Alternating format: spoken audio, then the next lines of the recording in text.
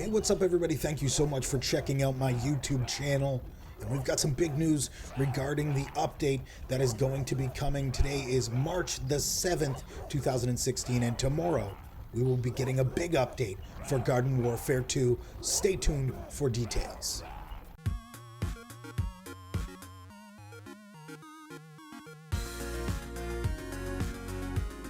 Hey, what's up everybody? Thank you so much for all the support we've been getting lately on our YouTube channel. Really appreciate it. And today we are here to talk about the Graveyard Variety Pack content update. Let's not wait. Let's just hop right into the trailer and check it out. Oh yeah, some more content, baby. Free content, the best kind. Oh, this is gonna turn into a dance party. Technotronic dance party. Getting jiggy with it. AQUA Center. Oh yeah. And you can't get jiggy without Disco Zombie. Oh, this is a dance-off. Oh yeah, this is exciting. Character balancing, the most important part.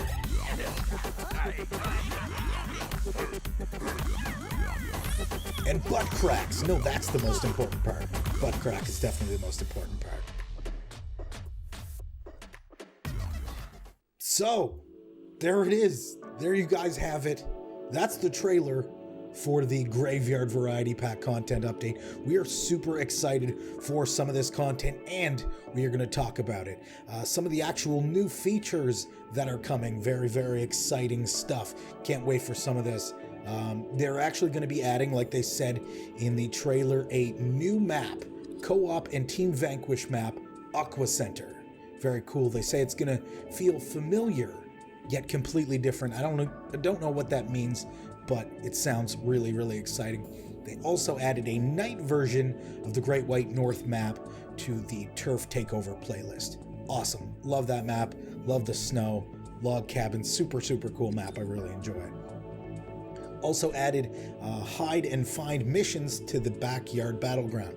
Not exactly sure what that is. They say they've also added bot and pot missions to the Backyard Battleground as well. I assume those are just the same thing on the opposite side, the plant side and the zombie side. So very, very cool. They have also added unique character variant images to Group HUD. So that's going to be something sort of in the heads-up display, I assume, to sort of signify exactly which variant of whatever plant or zombie you are. Very, very cool. World options now shows all friends playing the game, not just the ones who are joinable, so it'll show everybody who's on your list in there, all in one spot. Very cool.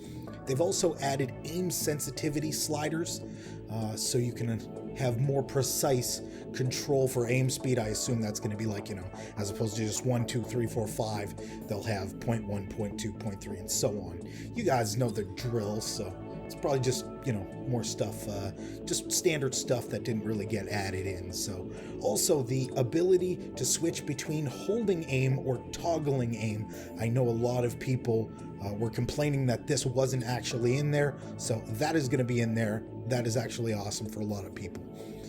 Also added kick player option to the in-game scoreboard for easy access. So if you're in a hosted game, you want to boot someone out, just head into the scoreboard, give them the old swift kick in the bottom, send them out, get them out of there. We don't need it. It looks like they have also added difficulty to the pause menu, so you can change in there in some game modes, obviously. Game now defaults to common chat and private messages, or private matches, sorry. And they added the ability to view the scoreboard while vanquished. Sounds small, but, that last one is, might be a thing. Obviously, you're down. You want to check the scores, right? That's your opportunity to check the scores, right? So, also, we'll move into the critical fixes now. We have some pretty important critical fixes, so we should probably touch on that. They reduced the length of round timers between rounds in multiplayer matches, which means you are not going to be sitting around picking your nose for, 2 minutes. I think it's like 2 whole minutes. It needed to be less than that. They're going to fix that. That's awesome. The imp now properly earns XP when in a mech. I didn't actually know this was an issue, but I'm glad that it's fixed, because that sounds like a big deal. I haven't played a lot of the imp. I gotta admit, I haven't played much. So I played a bit, enjoyed it, pretty cool, kind of weak, but we're gonna touch on that later. Players can now see other players' backyard customizations when visiting their backyard. That's pretty cool. I don't have anything customized yet because I'm saving up those stars for big openings, so I'll touch more on that later as well. Players can now see stats on other players' stat boards when they're visiting their backyards. That's kind of neat. That's, specific to them. When you go join your friend, hey, look at their stats. That makes sense. Improved audio for Garlic Drone primary weapon. Sure. Setting the HUD to light now also hides the XP meter. They say there's major improvements to hit reaction flinching animations and a plethora of quality and bug fixes. Alright guys, up next we're going to be talking about some tuning and balancing notes. Overall, we have improved regeneration for all characters. That's pretty cool. And they have retuned all hit reactions for both players and AI to reduce the flinching effect. So that's pretty neat, less flinching when, getting hit for reactions and all that stuff. So very, very cool. Now we are going to move into the individual characters and what is happening. And this is big for me because, yes, ladies and gentlemen, the roses are getting nerfed. What a surprise. Who knew the roses were OP? Yes, that is salt. That is pure salt. I was a little bit salty over that. So basically what's happening with the rose is completely retuned Rose class, bringing her back into playing as the support role, which was sort of their main idea for the Rose. Reduced Rose's health. Major changes to her homing abilities, ineffective at range, and requires players to lead into their target more to land hits. Slightly reduced rate of fire for the magic thistles, significantly reduced length of a victim trapped in time snare. They've also changed the Gotify ability so that damage doesn't break the Gotify, so it creates a more predictable and less sort of jarring experience, and overall lowered time as GOAT, which is excellent for anybody who's been on the receiving end of that. Slowed down Rose variants. Basically, when they're charging, they're not going to move around as quick. The fire and the ice variants, when they're charging their weapons, they're going to slow down. They're going to be a little bit more vulnerable than they have been, as of up till now, basically. So yeah, that's awesome. Rose is getting nerfed. Big thumbs up. Give me a like down below if you guys are happy about the roses getting nerfed. Up next, we've got the Citron, and just some basic stuff here. Slightly decreased the Party Citron laser damage. So the Party Citron is going to have a little bit less laser damage going forward. Not really a big deal. The Corn is up next, and basically they improved the Corn's ability to be a frontline fighter. So basically they've put up his health and improved his long range damage, and they've actually reduced the Party Corn's damage output. So Party Corn, less damage, but overall the Corn's ability to be a frontline fighter has been improved. So that's pretty cool. And some actual changes coming to the Chomper as well, which is kind of nice. I'm a fan, if you guys couldn't tell, of the old Chomper. Like them Chompers. Chomper's gonna have decreased digestion time after a chomp escape.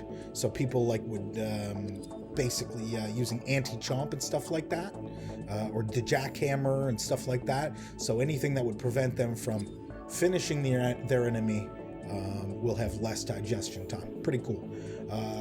Chomper's regeneration delay to parity with those all other playable characters.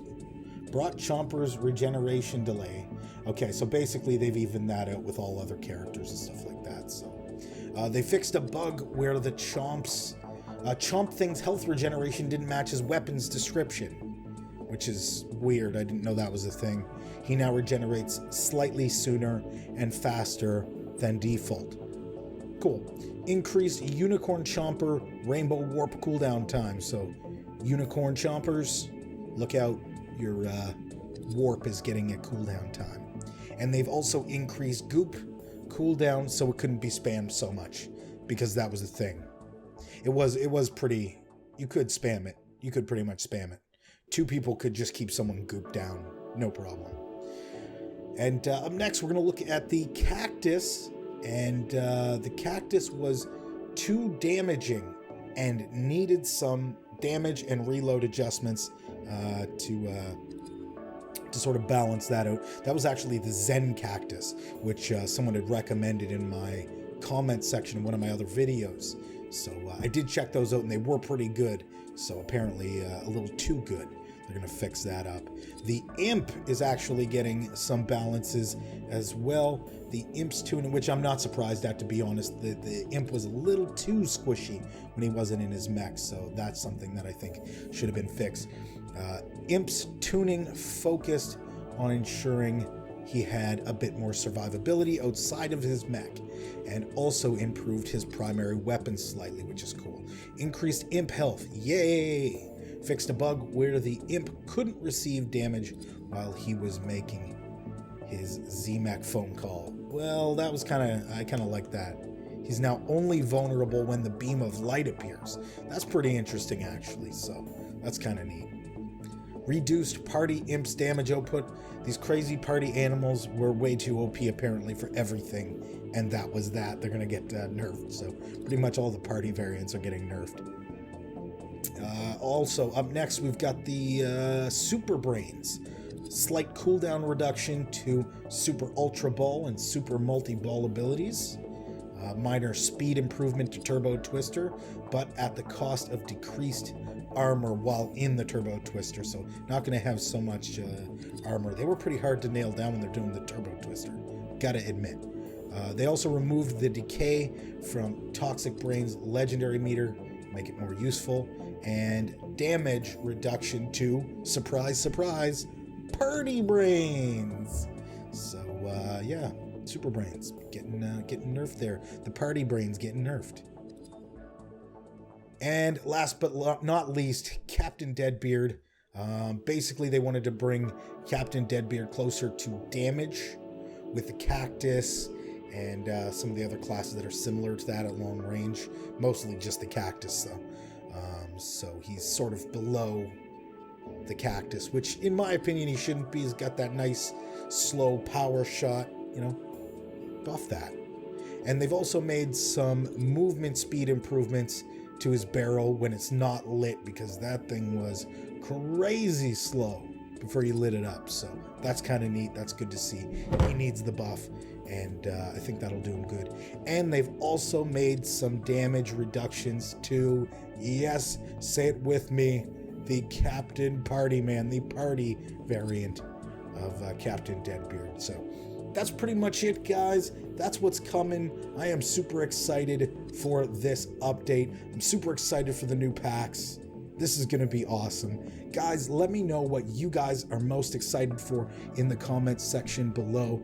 I have a feeling we're going to hear a lot about people being excited about the nerfing of the roses, but you guys, like I said, let me know in the comment section below what parts of the updates you guys are most excited for.